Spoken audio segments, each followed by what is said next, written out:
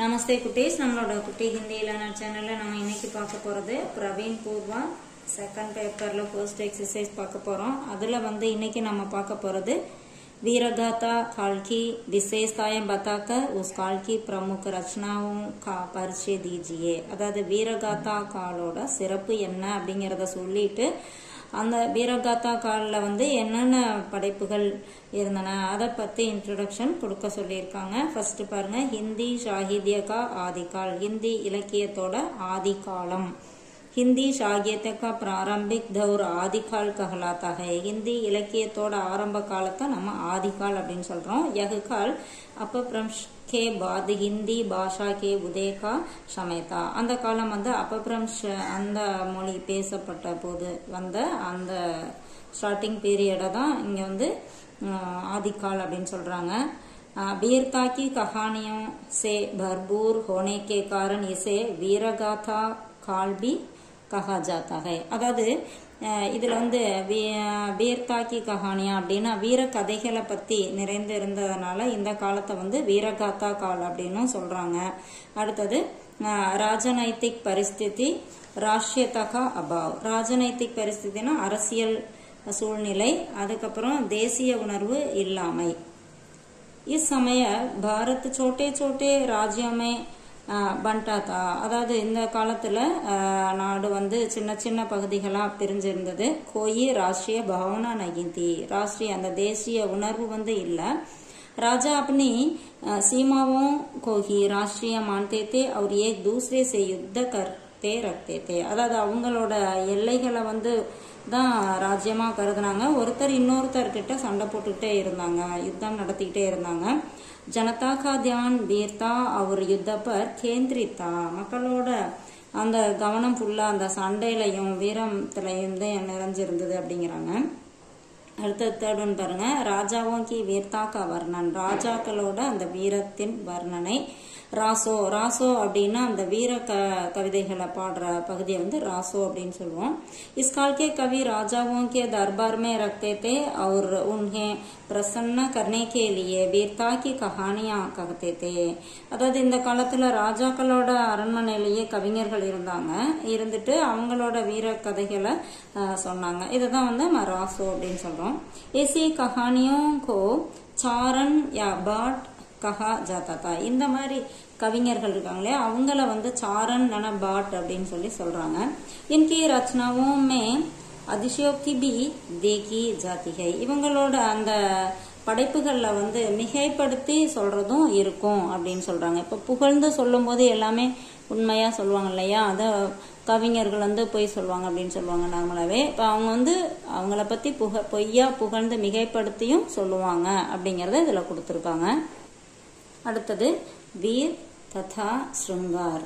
வீர்னா வீரத்தை பத்தி சொல்றது, ஸ்ருங்கார் அப்படின்னா அழகு அன்பு இதெல்லாம் பத்தி சொல்றது. ராஜாவும் கே நூர், ராஜாக்களோட அழகை பத்தி சொல்றது. வீர் ரஸ் பிரதான் காவியோं के साथ श्रृंगार रस का भी प्रयोग हुआ. அதாவது வீரத்தை முக்கியமா கொண்ட அந்த காவியங்கள்ல அந்த ஸ்ருங்கார் ரஸ் அப்படிங்கறது உபயோகப்படுத்திருக்காங்க. ஸ்ருங்கார் அப்படிங்கறது ஒரு அழகை வர்ணிக்கிறது, அன்பை வர்ணிக்கிறது, அந்த மாதிரி விஷயங்களையும் இதுல கொடுத்திருக்காங்க. ராஜாவும் और राजकुमारियों के प्रेम प्रसंगों व रूप वर्णन को भी स्थान दिया गया. இதுல ராஜா அந்த ராஜகுமாரிகள் இருக்காங்களே அவங்களோட அன்பு, அவங்களோட ரூப், அவங்களோட உருவ வர்ணனை, அதாவது இப்படி அழகா இருப்பாங்க அந்த மாதிரி வர்ணிக்கிறாங்களே அதையும் இதுல கொடுத்திருக்காங்க அப்படின்னு சொல்றாங்க. யுத்தகி சஜீவனா, அதாவது யுத்த அப்படின்னா போரோட உயிரோட்டம், ஒரு போரை உயிரோட்டமா சொல்றது. கவியோனே யுத்தகா ஜீவின் சித்திரம் கியா, அதாவது அந்த உயிரோட்டமா அவங்க சித்தரிக்கிறாங்க போர். பாட்கோங்கோ ஈசா லக்தா ஹை கி வே ஸ்வயம் யுத்த பூமி மே ஹை. இப்ப நம்ம ஒரு சில கதைகளை படிக்கும் போது நம்ம அந்த இடத்துல இருக்க மாதிரி ஒரு ஃபீல் ஆகும். இதுல போரை பத்தி சொல்லும் போது அந்த போர்க்களத்திலே நம்ம இருக்க மாதிரி அவங்க அவ்வளவு சிறப்பா சொல்லியிருக்காங்க அப்படிங்கிறாங்க. கல்பனா கபி பிரயோக் ஹுவா பர் வீர்தாக்கோ சர்வோபரி மானாகயா. அதாவது கற்பனை நிறைய கொடுத்திருக்காங்க, இருந்தாலும் வீரத்துக்கு வீரம் நிறைந்ததா இருக்கு அப்படிங்கிறாங்க. வீரகாதா கால் की रचनाओं की विशेषता வீரகாதா காலத்துல இருந்த அந்த படைப்புகளோட சிறப்பு என்ன அப்படிங்கறாங்க.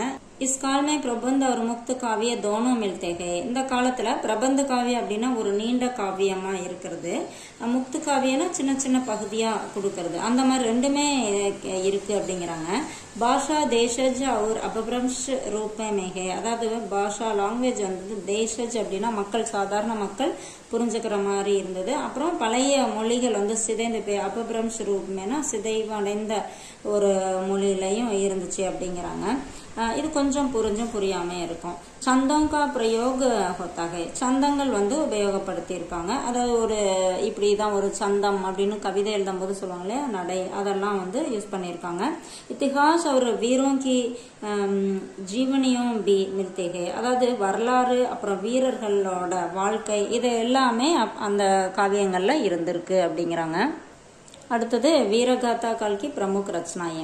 வீரகாதா கால்ல என்னென்ன படைப்புகள் இருந்தன. வீரகாதா काल में अनेक रचनाएं हुई जिन्हें रासो काव्य कहा जाता है. அதாவது வீரகாதா கால்ல நிறைய படைப்புகள் இருந்தன. அதை வந்து ராசோ காவியா அப்படின்னு வந்து சொல்றாங்க. ஏன்னா ராசோ காவியா அப்படின்னா நம்ம அந்த வீரத்தை பத்தி சொல்ற காவியத்தை தான் ராசோ காவியா அப்படிம்பாங்க. ये वीर रस से परिपूर्ण होती थी और इनके विशिष्ट लक्षण होते हैं. அதாவது இதுக்கு வந்து இது ஒரு வீரம் வந்து நிறைந்ததா இது ஒரு சிறப்பு மிகுந்ததா இருந்துச்சு அப்படிங்கிறாங்க. पृथ्वीराज रासो चंदबरदाई द्वारा रचित यह काव्य पृथ्वीराज चौहान की वीरता और उनके साथ कवि की मित्रता का चित्रण करता है. அதாவது சந்தபர்தாயி மூலமா எழுதப்பட்ட இந்த காவியம் வந்து பிருத்திவிராஜ் சௌஹான் அவங்களோட வீரத்தை பத்தியும் அப்புறம் இந்த கவிஞருக்கு அவர் மேல இருந்த அன்பு அதையும் வந்து இதுல சொல்லியிருக்காங்க அப்படிங்கிறாங்க. इसमें 69 सर्ग है. இதுல வந்து 69 அத்தியாயம் வந்து இருக்கு அப்படிங்கிறாங்க. அடுத்தது बीसल देव रासो नरपति नाल की कृति जिसमें बीसल देव और परमार की कुमारी के विवाह व युद्धों का श्रृंगार रस சஹித் வர்ணன் ஹை. அதாவது இதுல வந்து யாரை பத்தி சொல்லியிருக்காங்க பீசல் தேவ் ராசோல்னா நரபத்தி நாள் அப்படிங்கிறவரு உருவாக்கியிருக்காரு. இதுல வந்து பீசல் தேவ் அவரை பத்தியும் அவர் பரமார்க்கி குமாரி அவங்களோட அந்த விவாகு மேரேஜ் அப்புறம் போர் இது எல்லாமே ஸ்ருங்கார் ரஸோட வர்ணிச்சிருக்காங்க அப்படிங்கிறாங்க.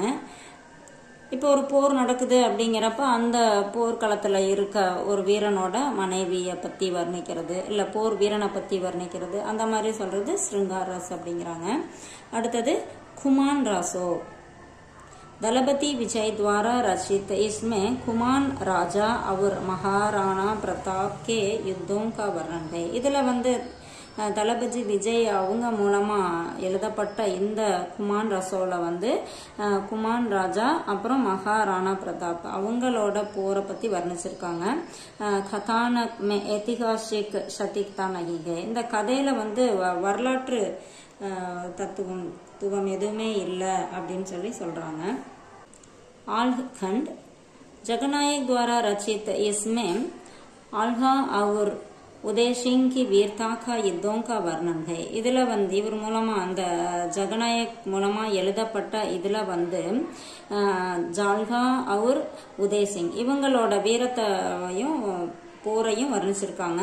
யக லோக் गायन में प्रसिद्ध रहा है. ये लोक गायन மக்களால பாடப்படுற அந்த பாடல்ல ஃபேமஸா இருந்தது அப்படிங்கிறாங்க. அந்நிய ரச்சனாயம் அப்படின்னா பிற படைப்புகள் ஜெயச்சந்திர பிரகாஷ் जयमयक चदिखा रणमल चंद आदि भी इस काल की प्रमुख रचनाएं हैं. இது எல்லாமே இந்த காலத்துல படைக்கப்பட்ட படைப்புகள் அப்படிங்கிறாங்க. இது கொஞ்சம் ஷார்ட் பண்ணி கொடுத்துருக்கேன். உங்களுக்கு ரொம்ப யூஸ்ஃபுல்லா இருக்கும்னு நினைக்கிறேன். தேங்க்யூ.